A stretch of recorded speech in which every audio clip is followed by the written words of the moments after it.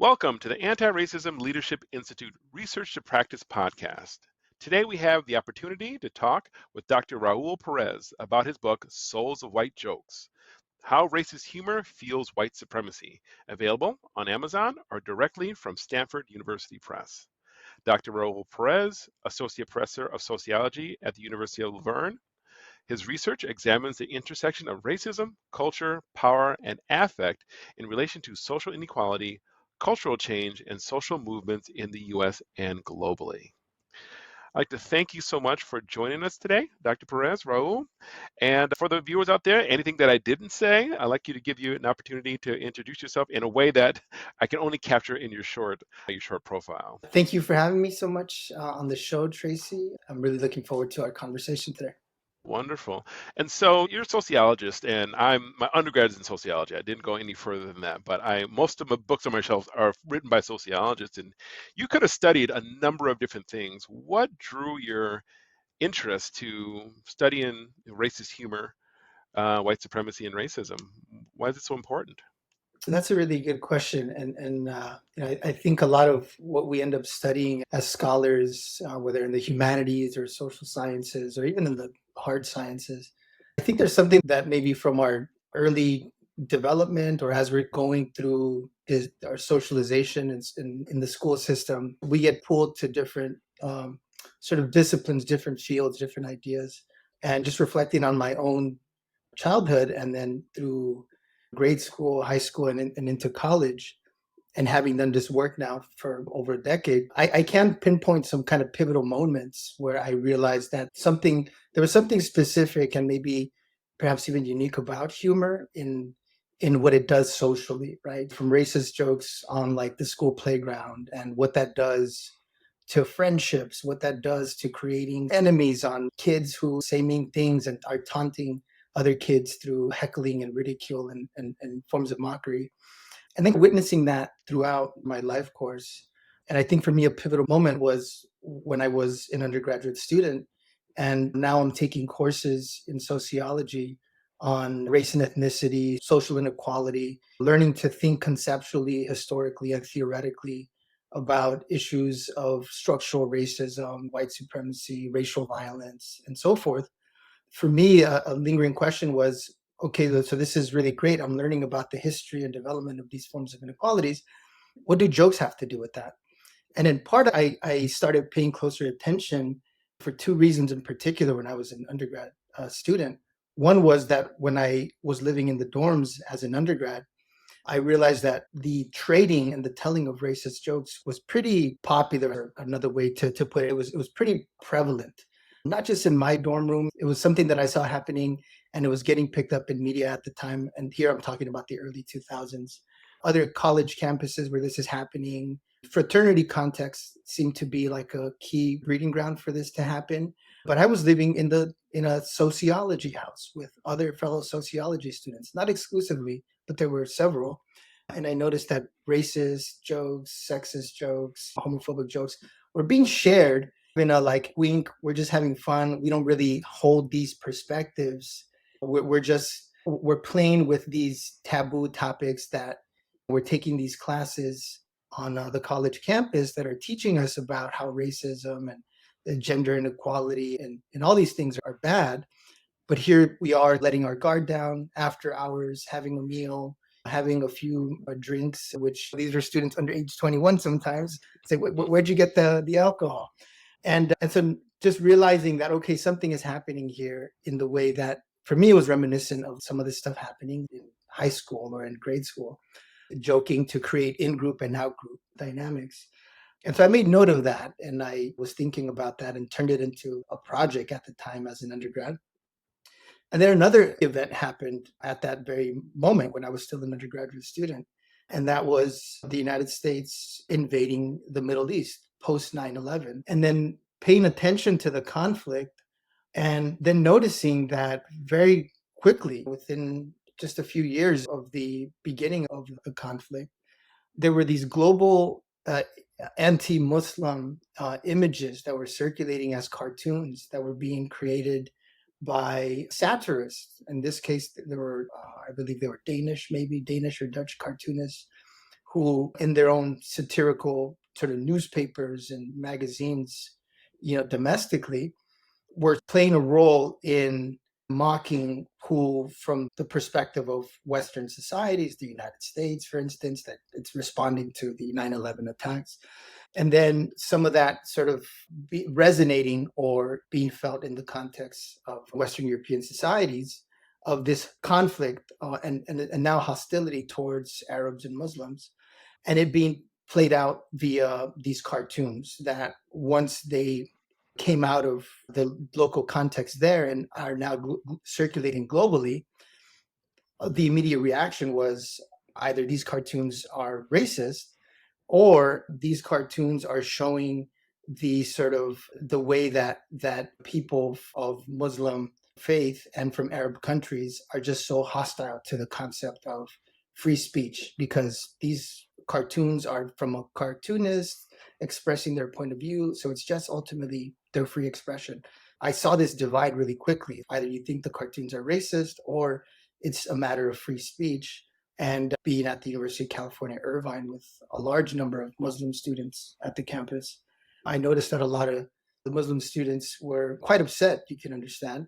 And it became a sort of a local point for this global conflict that was happening. So you have this war, but then now you have this, what can be called also like an extension of a culture war that's happening via proxy through jokes, through humor, through images. That again, I saw humor then playing a role in questions of inclusion and exclusion, legitimizing violence against populations. And so for me, then I started thinking then more systematically, more historically, more theoretically about what is it that racist jokes do? How do they function in society in the past and in the present? Wow. Wow, that is quite the trajectory, right? And I think most folks listening to this podcast have heard at least one racist joke in their time, right? Yeah. Maybe it was innocuous, maybe they don't remember what it was, but remember it's there. And you talk about this concept that I want to break down for individuals to the everyday understanding of what it means. And you talk about the theory of amused racial contempt. Yeah. That's a mouthful, but I find myself drawn to this concept in a way to understand the harm. Like you put it in a space of how funny it's a joke, but it's really harmful in very real ways. Could you break Yeah. that down for the audience about this amused racial contempt? Yeah, so I think part of what I was trying to grapple with the concept is to try to be a little bit more specific. So I think the term is a little bit of a mouthful, but I think the other term that we've used to understand racist joke, like even the pairing of the two terms, racist joke, like the second term still leaves it in the terrain of joke, of unserious, like funny. Don't read too much into it. So racist joke, yeah, there's maybe a racist component to it, but at the end of the day, and at the end of that term, it's just a joke. And with amused racial contempt, here I'm saying, okay, there's an amusing aspect to it, but the racial contempt that is part of this kind of communication and exchange and fun that's happening is predicated on reinforcing this social dynamic of kind of superior and inferior, or feeling those who are the object of racial humor or racial jokes as objects of contempt, as seeing them beneath you, right? You, the joke teller, you, the audience enjoying the joke, you taking the side of the joker. For me, that I think the term is doing something in try to be more precise about what racist jokes are doing, that they play a role in the social and racial hierarchies that we've inherited in our society and that we continue to see play out in different ways. And here I'm arguing that amusement, fun, humor is a form of how racial inequality, systemic racism, institutional and individual forms of racism can be manifested. Thank you. Thank you for that. Absolutely. And they're harmful in a number of ways because just in an instant, it creates that hierarchy when we enter it in the space. And why is it? What role does it play? Let's take it in a homogeneous setting, right? White folks in a white environment telling racial jokes, opposed to a person of color, maybe, right, in a multiracial environment telling the same joke. They function similarly, but How are they different in these two spaces? Let's take in a Yeah. predominantly white space, telling racist Yeah. jokes against an out group member. Just the structure of racism, right? We live in a society where historically and presently, those designated as white or those who believe themselves to be white operate in a way where whiteness means you're in a position of greater sort of access to resources, power, and so forth. And it's this default category, the category that's above the sort of racial sort of structure. And so that racist jokes then function as one in group identity. So we are very different from the targets of the joke. And when it's racial jokes, then the racial targets. And so it creates this sense of we-ness, like we are very different from these other racialized groups we're making fun of and enjoying a form of humor at their expense. So this is what I mean, amused racial contempt. So you find amusing these racial targets, but that amusement is connected to feelings of contempt for them, like they're beneath your sort of status, they're beneath your sort of social or racial sort of understanding of yourself and your group in the social structure. And so we can see how that can happen in today's context, but there's also historical precedent for that. So like blackface minstrelsy, for instance, the origins of what we call blackface minstrelsy emerge in a moment in history in the early 1800s where racial slavery is still very much prominent. It's one of the dominant, if not the dominant, economic structure of US society. And that is connected to the legal structure, the political structure, the social structure, the cultural structure that says whites are on top, non-whites, and in particular blacks are at the bottom. And blackface minstrelsy was reinforcing that social, political, and economic reality that blacks are indeed at the bottom and whites can share a joke at their expense that reinforces their understanding of themselves as white. And historically, I think this was very powerful because the way I understand it, in the very early development of American society, what we call white today was very novel at the time and really not widespread. The laws were just changing. The United States had just become a country, and we can go even before that in the colonial period. And this idea of what we call white wasn't fully understood. And especially when we consider that in the early 1800s, you're also having new migrant waves from Europe. European immigrants are coming. They're looking in search of jobs and labor and so forth. And they're coming from different societies, speaking different languages. They have different religions, occupy different roles and class positions in the society. So it's not all white folks are on the same team, right? And you in early American society, you also had a big class divide between those whites who own plantations or factories or are in political power, and that's the minority of whites, and the vast majority who don't occupy those roles and therefore are disempowered, disenfranchised, and so forth. And so then by laughing at blackness at a time where the idea of whiteness is beginning to be formed, I would argue that racist humor plays a really powerful role in creating this sense of we-ness, that we are together, that we're enjoying a sort of an experience together in a common way that signals our common identity in this more, at least temporarily, more unified way against the object of racial ridicule.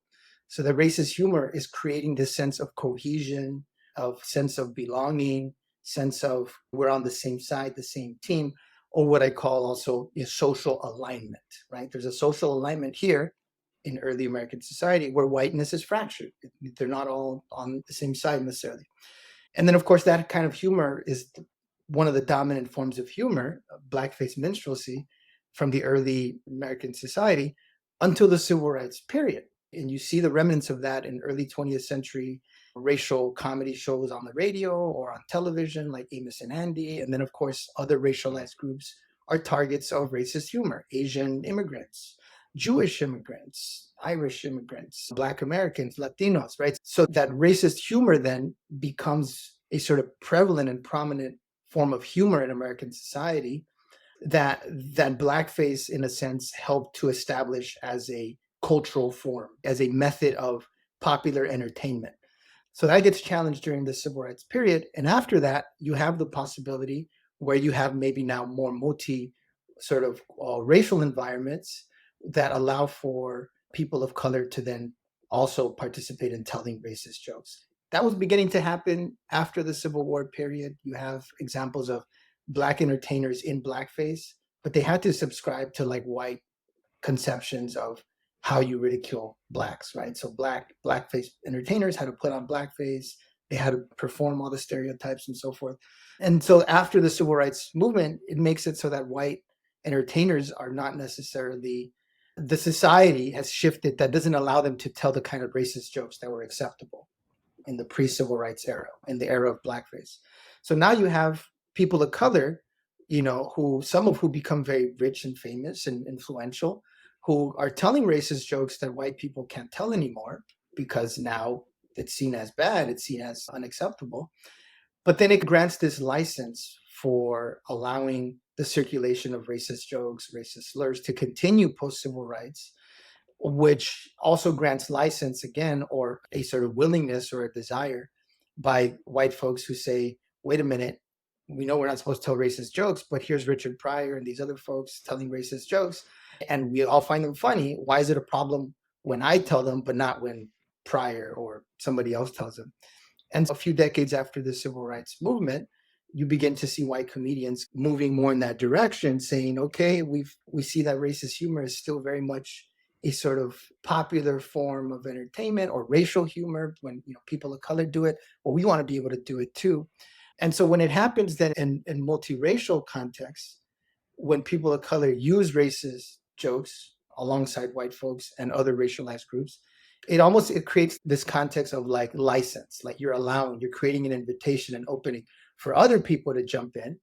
And of course, if post civil rights racial conditions had been dramatically different, and we actually had achieved racial equality where everybody has access to education, jobs, homes, you don't have racial discrimination, right? If the society would have dramatically shifted and made the society equal and equitable, to trade racial jokes in that context doesn't necessarily have the same sting or the same power, in contrast to what the situation we've had since the civil rights period, which there was a lot of signaling of equal opportunity and so forth. We're moving in that direction, but the reality is that it never became a situation of full racial equality, so that racist jokes in a post-civil rights context and into the present continue to sting because we still have things like mass incarceration, police violence against racialized communities. We still very much live in segregated communities. Wealth is still tied to race in many ways in our society, access to opportunities. So we don't live in this equal society, but there was a shift post civil rights and especially among entertainers as well, who played a role in allowing the legitimacy of racial humor and racist humor to continue in this post civil rights context. And they even gave it a name. They used a new term for it. And the term is equal opportunity offender, right? A term that didn't even exist before the civil rights movement.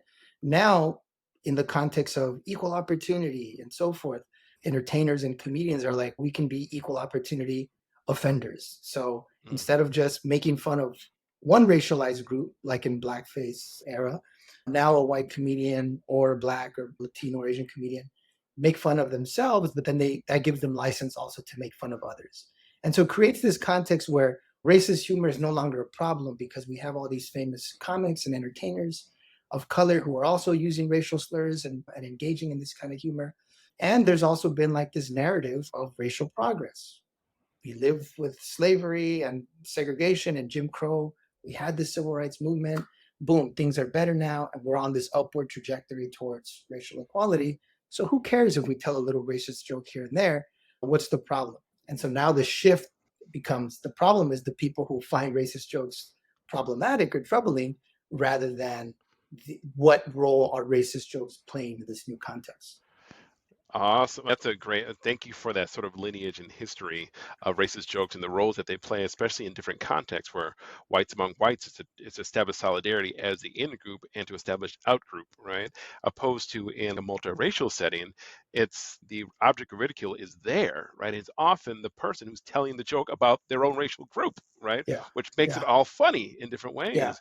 And Yeah. so I don't expect you to have a cover-all answer, but I am going to ask you for some thinking around that, right? Because being an education organization, we get questions all the time about what do we do about racist jokes because kids as young as second and first grade are telling these jokes to each other and laughing at Yeah. it, right? And so let's take the first context that in predominantly white spaces or all white spaces, you have some boys telling racist jokes, and they say we're telling a joke about a Latino, but there are no Latinos around, so it's okay, right? And a teacher overhears it. How do you even begin to address that it's not okay in that setting, even if the object of ridicule is not there? Yeah, so I think part of the challenge is, and I think we're seeing this play out right now in real time with laws that are being passed around across different states, banning DEI initiatives, the moral panic over critical race theory, and these kinds of things. That I think when these racist jokes do happen in school settings, they, on the one hand, they could be an opportunity to dive in deeper into how these racist jokes are connected to inequality, to racial inequality, continuing forms of racial inequality, past forms of racial inequality. So these can be teaching moments, right? So if obviously there needs to be some kind of solution or policies or some kind of maybe way to signal to the students in some way that this is unacceptable. But if the reaction is just to penalize and to penalize privately, to pull the students away privately, I think that also it creates a missed opportunity to dive deeper into what's happening. And I think the other component is that if our schools are not already teaching more broadly and allowing for space in the curriculum from early childhood education and keeping that consistent throughout, about the issue of racial inequality, racism, and how that's connected to other forms of social inequality, class inequality, gender inequality, and so forth, um, then it becomes even more challenging to get students to understand why, like, a racist or sexist joke might be problematic. Because now all the attention is just on the joke itself rather than understanding how that joke is connected to these larger sort of social structures and histories and systems of power. So we allow the conversation about the joke, and it gets boiled down to that being the only conversation, right? And then if the students are not primed or have a deeper understanding of why that joke might be problematic by having a little bit of a deeper understanding of the nature of racial and gender inequality more broadly, then it becomes a real challenge to connect the joke to power, to inequality, and these other dynamics. And of course, it becomes even more daunting in the sense when you have, political leaders saying, let's just not have these conversations at all. Let's eliminate these kinds of policies from public education. Let's dismantle these policies that were, set in place to try to, as an attempt to try to have these conversations more systematically in our curriculums. And so now what we're ending up with is even more of an uphill battle with these kinds of issues when they emerge.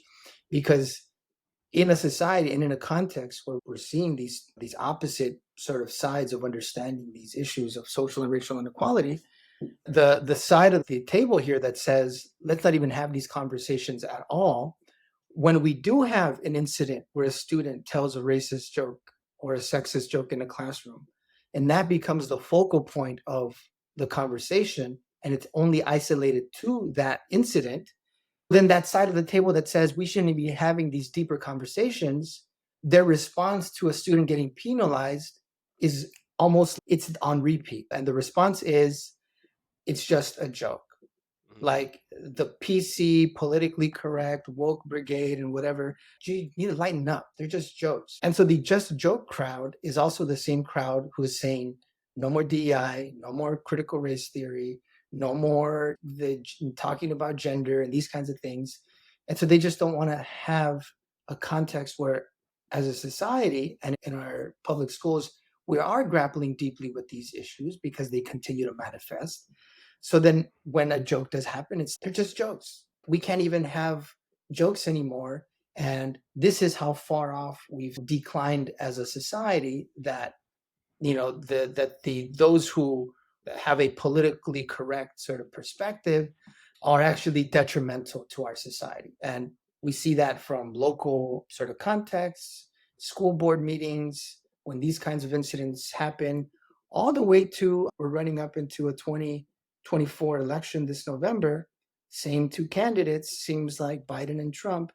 The Trump administration, and if I recall correctly, during Trump's campaign in 2016, a lot of his campaign speeches were around the issue of political correctness, and how he was saying, hey, this political correctness stuff has gone too far. It's making us a weak society. For me, it's like connecting these dynamics. So a racist joke in a school told by kids, what is that? What is that a signal of what's happening in that school, in that community, in that state, in that city, in our society? And then the conversations we can have, or the limited conversations that we cannot have because of these larger forces that sort of have an impact on even the kind of debate we can have about a racist joke. Wow, wonderful. Thank you. And since you talked about this current movement, it's taken over many states. They're banning books. They're saying you can't say certain words. They're taking away funding from public institutions who do DEI work.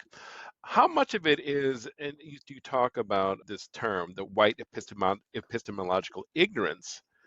How much do you of this current movement do you believe is actual ignorance, or is it possibly something else? Because it seems like there's a hyper awareness Yeah, about the types of power yeah. understanding about racism can provide, but it often can be shrouded under ignorance. Yes.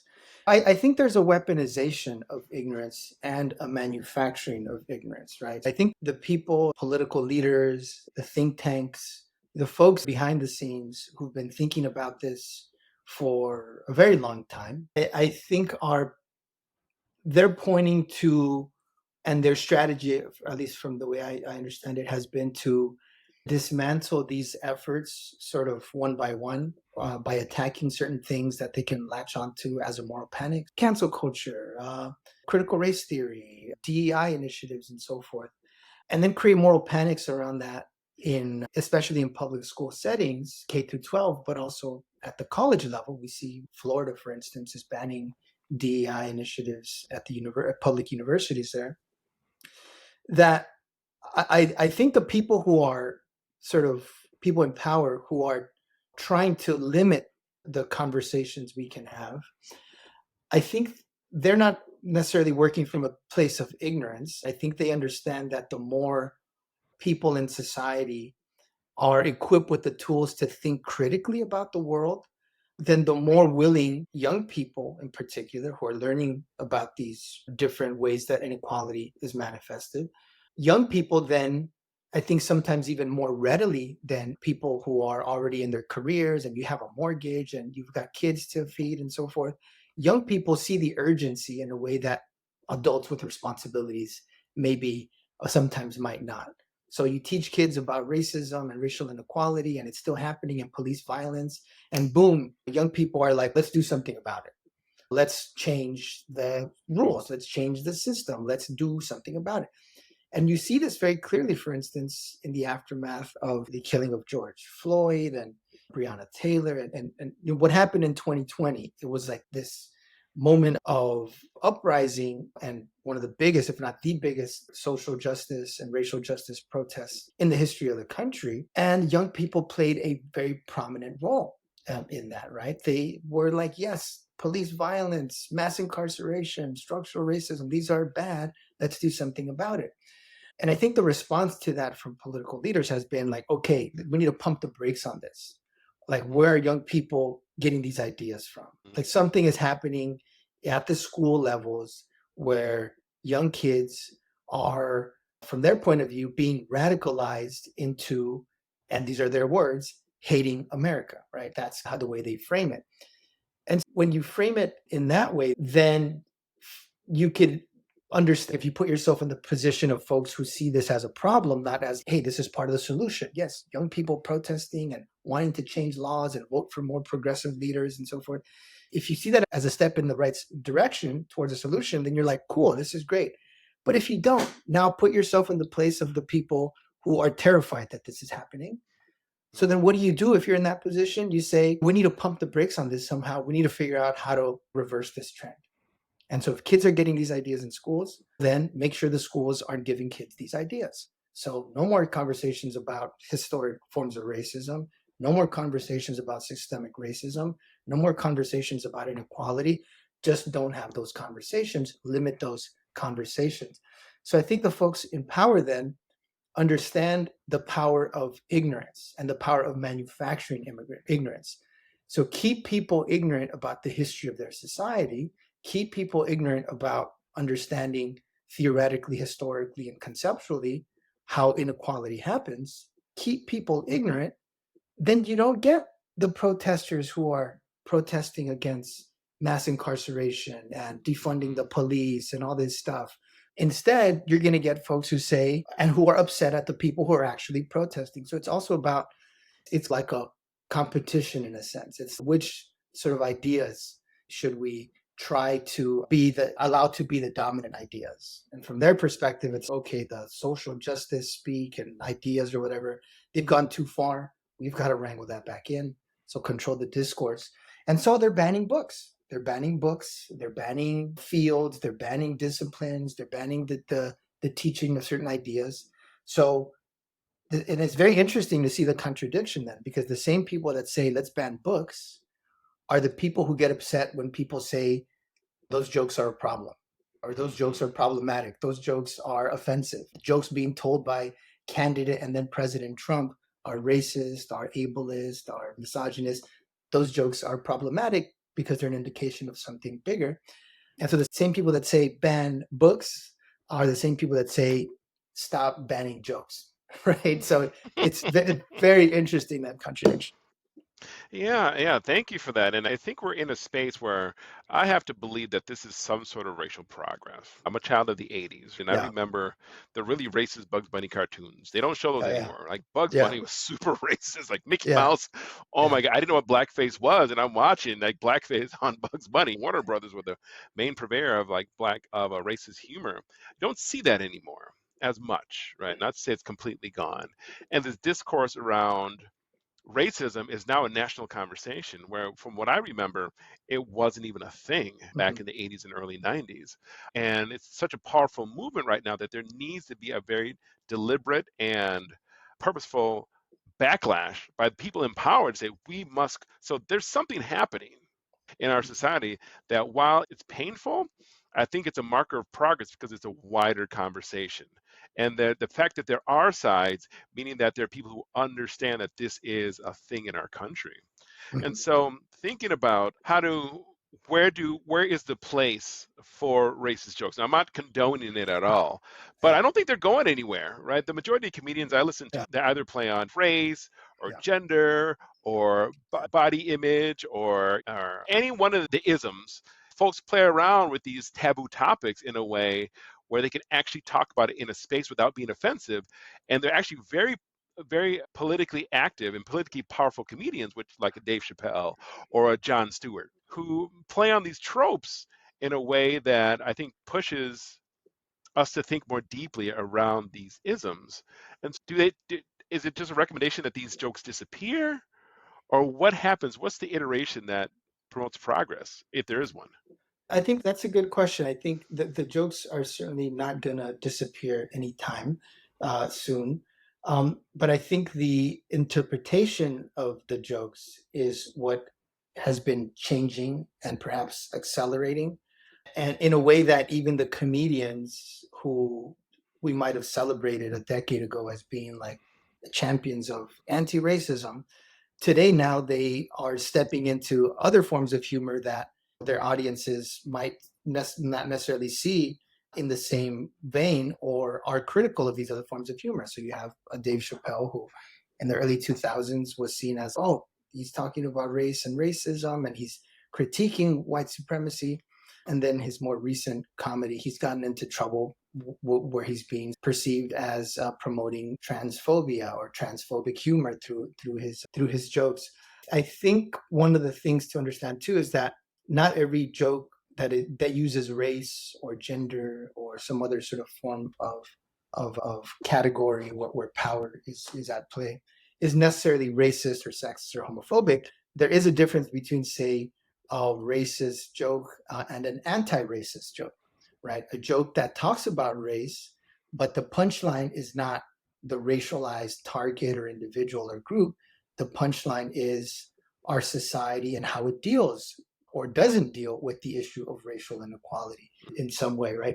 So that anti-racist jokes are a sort of possibility. There is a way to joke about race, to talk about race in a way that, again, I think what critical pedagogy does more broadly in our education is to sensitize us to the issues and the problems in our society. And I think humor is a way to do that. Comedians have been very successful in many ways in doing that. And I think sometimes the challenge is when comedians just rely, and especially, I mean, there's also different forms of humor from slapstick to satire. Satire sometimes requires a little bit more sophisticated or broader understanding of what is being satirized, because then now the humor is subject to different interpretations. If a comedian is putting out a racial caricature in the name of satire, well, some people might read the satire, some people might be reading it at face value. This is what happened to Dave Chappelle and why he left Chappelle's show in the early 2000s, because he himself dressed up in blackface, thinking, I'm going to satirize race relations in our country, and I'm going to dress up as a blackface minstrel and use that as an opportunity to make fun of what blackface was, make fun of our conversations when it comes to race today and our understanding of race. And of course, he has this moment of realization where it's, wait a minute, are people laughing with me or are they laughing at me? And the story goes that one of the crew members, a white crew member, there when he's dressed in blackface, he says, laughed a little too hard when I was in blackface in a way that made him feel uncomfortable. And in a way, not just uncomfortable, it made him, Chappelle dressed in blackface, a white crew member laughing at him dressed in blackface, made him not only question his joke, it made him question his whole profession, his whole point for being in this profession. It created an existential crisis for Chappelle. He left Chappelle's show. He left to Africa. He left $50 million on the table. People thought he was crazy. People thought he was on drugs. People thought he was, what the hell? He lost his mind, right? And in this moment, for him, it was like this existential crisis where he's like, I thought I was a racial satirist. Am I actually reinforcing white supremacy as a black comedian dressed in blackface, or as a black comedian dressed as a Klan member? So he went away for a decade. He went away for 10 years trying to figure out, like, what the hell, who is Chappelle? What did he do? So jokes are not just jokes. Any comedians, right? Even those comedians who think they're being anti-racist or maybe satirizing race relations in the society, there's a fine line, and they're playing with this poison, right? Racism is a poison in our society, and they're playing with it. They're playing with this thing that's dangerous, and sometimes they get burned, quite literally sometimes, like what happened to Richard Pryor, who set himself on fire because he had his own existential crisis with the nature of his comedy and humor and his use of the N-word in his comedy. And one of his last comedy specials, realizing that maybe I was wrong for doing that. Maybe I shouldn't have done that. And he says, the moment I realized that was when I had white audience members coming up to me after my comedy performance and telling me N-word jokes. I'm not doing this so you feel you can do that. That's not the takeaway here. So again, this double-edged sort of sword to it. Yeah, thank you for that. And I think you're also speaking to the power of folks who do play on this sort of razor's edge, right? Yeah. Are you a progressive or are you reinforcing? And I think when you talk about Chappelle and his play in his satire, at times, I think he was on both sides, but unrealized. And Yeah. then in retrospect, wow, I can't even tell where I was at any point in time, Yeah. right? But Yeah. also being someone that pushed racial progress forward, Yeah. but doing so in a way that you don't really know where you're going when you're on the cutting edge Yeah. of playing with humor and race. And Yeah. so for those listening, so say for example, principals love book studies, right? So I want to show the Yeah. book, The Souls of White Yeah. Jokes. Great book. I've read it twice. I have lots of highlights and bookmarks in with terms that I like. So say that after this podcast, someone listens, they buy your book, they want to have a book study Yeah. because they're having an issue with racist jokes in schools, which happens a lot, Yeah. right? Racial slurs, racist jokes, and they're looking for guidance.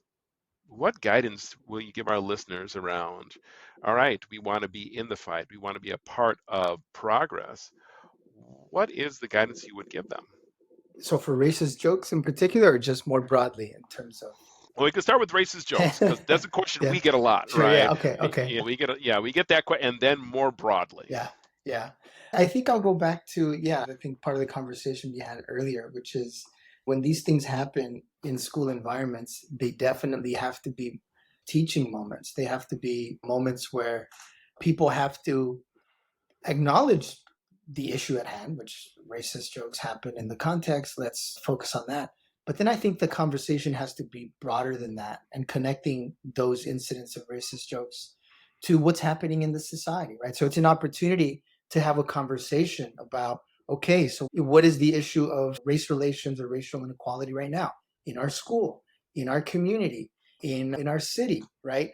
And so those moments, I think sometimes when they do happen, they're like a moment that allows us to confront the broader issues at hand. Because if the racist jokes are happening, at least in my experience of studying this more deeply, if racist jokes are happening in a community, within an organization, whether it's a school, whether it's a police department, and one of my chapters looks at racist humor in police departments. So if Mm, racist jokes are being traded pretty freely by students, by staff, by police officers, and so forth, it's often a signal of something else happening within that organization. Something else is happening in that context. And so once the jokes bubble up to the surface, that means that something else is going on here. And we need to look closer at ourselves, at our space, our context, our institution, but not in isolation. Again, it's also connecting it more broadly. So I think it's being more intentional about trying to connect these dots. I think at the end of the day, that's what we're trying to do as educators, is we're trying to help our students connect the dots along the way with these issues historically and into the present and across spaces and contexts and so forth. And I think when these racist jokes happen, it's an opportunity to connect the dots. And jokes sometimes are a dot that we don't think too much about until we're confronted with a joke that, boom, like really crystallizes the inequalities that are happening, in part because jokes, not just racist jokes, but jokes in general, they're a part of everyday life. They're a part of being human, right? We're going to tell jokes. We want to enjoy the company of others and laugh and so forth. So even when racist jokes are told, and that's the other thing I'm realizing too, even when racist jokes are told, it's also like people are engaging in some effort to bond with others, right? You don't just tell a racist joke with fellow police officers or others just for the hell of it. You're doing it in part connected to all the things we've been talking about, but you're also doing it because you're just trying to have fun with your friend, with your colleague. You're testing boundaries and pushing boundaries. But at the end of the day, jokes are not told just to yourself, right? They're not just shared to yourself. You're doing them in a social relation. So it's an effort to try to connect with other people. And I think part of the conversation is, what are the ways that we're trying to connect? And how are some of the ways that we do connect historically and in the present? How can they be a problem? And how can they actually contribute to these larger social problems? And I think these are so there's ways to talk about it. And so I'm not going to pretend that I'm an expert on how to deal with these issues. I think I'm pointing to a problem that as a society, I believe we need to take more seriously, because often we don't, and we just discount them as just jokes. wonderful. Thank you so much. And I appreciate that. And so what if I can capture it is like using these moments as when they do surface as a teachable moment, not just suppressing, don't say that, or don't say that in proximity to adults. But when we do hear it, use it as a moment to discuss the broader concept of race in society, and not just a moment in time to squash the joke, but using it as a moment to teach about what fuels the joke so students can have a better understanding of how Yeah. it is not, even though it's couched in humor, is actually very detrimental to ourselves and our society. So if people want to find you, if they want to follow your work, like I'm waiting for the next book. So if people want to find you, they want to follow you, they want to follow your work, where could they look for more? I know you have a ton of videos on YouTube. I watch a couple of them. So you can go to YouTube, type in Dr. Raul Perez. But where else can they find you if they want to follow you? I guess I'm on Twitter, Raul Perez SOC, SOC for sociology. So at Raul Perez SOC, that's a place where I've been. I know Twitter is a toxic mess, and it has been, but it's also an opportunity to see what's happening socially, at least on social media. So I also use it as like a place for data for gathering incidents that are happening. So anyways, that's a space. Folks can always email me, Raul, rperez3 at laverne.edu. I'm at the University of Laverne, so folks can email me there through my institutional email address as well. And you mentioned the podcast here is for folks within education, and if these issues emerge within their school settings, and folks want to talk or bounce some ideas off of what to do in a context like this, I'm more than happy to offer any kind of insights that might be useful as well. Wonderful, wonderful. Thank you so much for taking time out of your busy schedule. For everyone, Souls of White Jokes, How Racist Humor Fuels White Supremacy.